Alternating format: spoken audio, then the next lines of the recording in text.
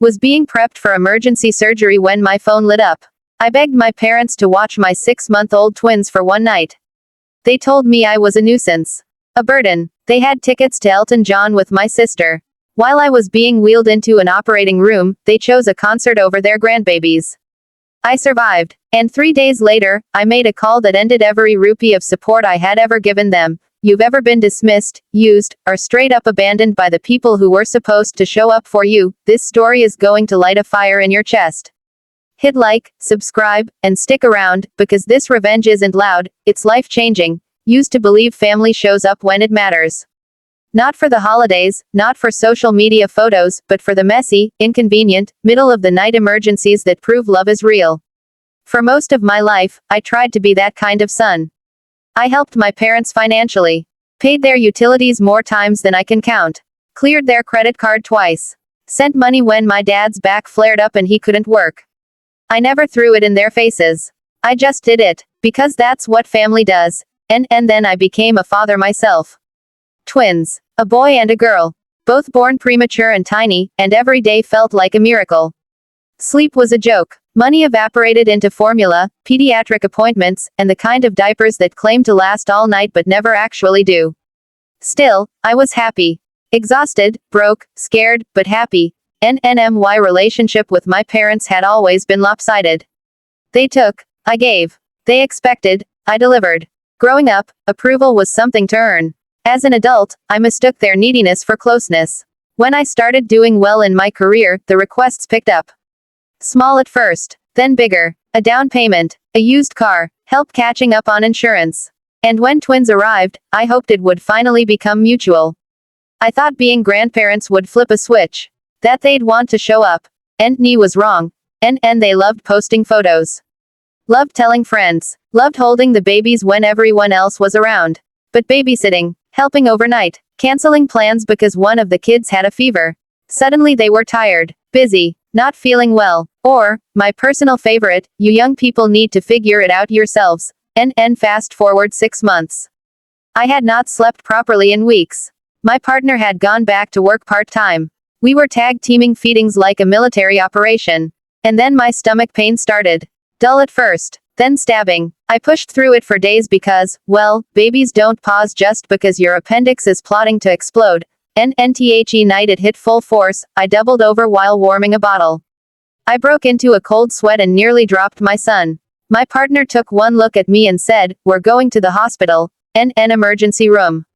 Monitors. Blood work. Ultrasound. Appendicitis. Inflamed and dangerous. Surgeon says, "We need to take it out tonight.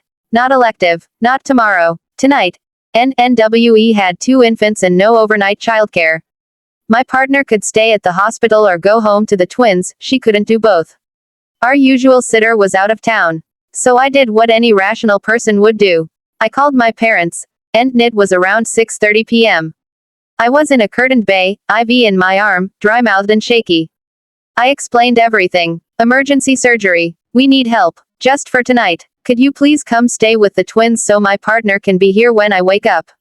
My mom sighed like I had asked her to move furniture across town. She said they had plans. Tickets. Big night. Elton John. They were going with my sister and had been, looking forward to it for months. I said, "I know, and I'm sorry, but I'm about to go into surgery. Please." She put me on speaker so my dad could weigh in. He said, and I remember this word for word, "You always call when it's inconvenient. We're not changing our plans because you didn't arrange childcare." My partner leaned over the bed mouthing, "What are they saying?" I couldn't answer. I was trying not to cry. Nanny tried one last time. I said, "I help you with money. I fix things when they break. I'm asking for one night. I might have complications. I want her here, please."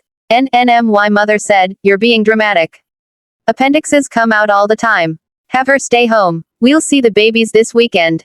Gotta run. Don't be a burden, okay?" Click. Nanny stared at the ceiling. The fluorescent light above me blurred. My heart monitor beeped faster. I wasn't just scared of surgery anymore. I was cracked open by the realization that my parents would choose a concert over helping me through a medical emergency, and over protecting their infant grandchildren. Was the moment something in me shifted from hurt to done. While the nurse prepped paperwork, I asked my partner for my phone back. I scrolled to the number of an emergency nanny agency a coworker had once recommended. Certified infant care. On call. Pricey. I didn't even ask the rate. I told them the situation and said, send whoever is qualified and background checked. We'll pay whatever. Within 40 minutes, a night nanny named Amrita was on her way. My partner kissed the twins, met Amrita at the door, walked her through bottles, sleep positions, emergency contacts, the works, then raced back to the hospital and was at my bedside before they wheeled me in.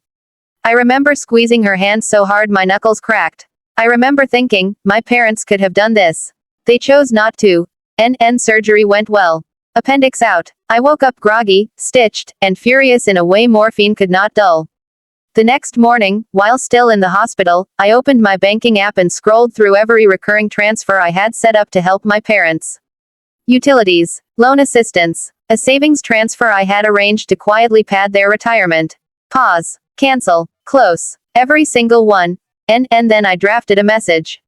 No yelling. No name calling. Just facts. Mom, Dad. Last night I had emergency surgery. I asked you to watch the twins so partner could be with me. You told me I was a burden and chose a concert instead. I have been supporting you financially for years without keeping score. As of today, that support ends. Going forward, please do not expect childcare or money from me. I need to focus on my children and on people who show up. Hit send. Put the phone down. Closed my eyes. And for the first time since the twins were born, I felt something close to peace. The explosion came 6 hours later. Missed calls. Texts in all caps. My sister chimed in from the concert parking lot like some unpaid PR rep. She said I was punishing our parents for, one night. She said I was ungrateful for, everything they did raising you. I replied with a screenshot of my monthly transfers over the last 2 years and a photo of the hospital wristband with the timestamp. I wrote, this is not about one night. This is about a pattern. This was the line. Silence for a day. Then the guilt wave started. My mom sent a long message about how they thought it wasn't that serious. She said she felt attacked. She asked if I would at least keep paying the utility autopay until they get sorted. I said no. My dad tried a different angle. He said, family doesn't keep score. I said, family shows up. Word spread through relatives, as it always does. Some backed my parents. Some quietly messaged me saying, honestly, they've leaned on you for years. Good for you. A week later, my parents called and offered to make it up by coming over for a visit. Translation: babysit while we worked like nothing happened. I told them visits were welcome if scheduled, supervised, and brief. No solo childcare. No financial support. Boundaries in writing. They were offended. Then they adjusted. Because here's the thing about boundaries, people who benefit from you not having them will always protest when you finally draw them. But if you hold steady, they learn. Life after the cutoff was tighter, yes. That money had been going somewhere, and keeping it meant redirecting funds toward our own emergency savings and childcare. But it also meant emotional clarity. I stopped waiting for my parents to become the people I needed. I stopped overextending myself trying to earn a kind of love that only flowed in one direction. Amrita. The emergency nanny. She became our go-to backup caregiver. Reliable. Professional. Kind. She actually showed up when it mattered. Funny how someone we paid for one night of help earned more trust in a day than my parents had in years. People sometimes ask if I regret cutting them off financially. No, I regret not doing it sooner. Money had become the leash they tugged whenever they wanted something. Once the leash came off, the relationship got real. Smaller. Strained. But real. Months later, at a family gathering, my mother tried to float the old script. She said, you know we would have come if we had known it was serious. I looked her in the eye and said, I told you I was being taken in for emergency surgery. You called me a burden. That was enough information. She went quiet. My father, to his credit, has since apologized. Not perfectly. Not with the accountability speech I deserve. But he did say, we should have come.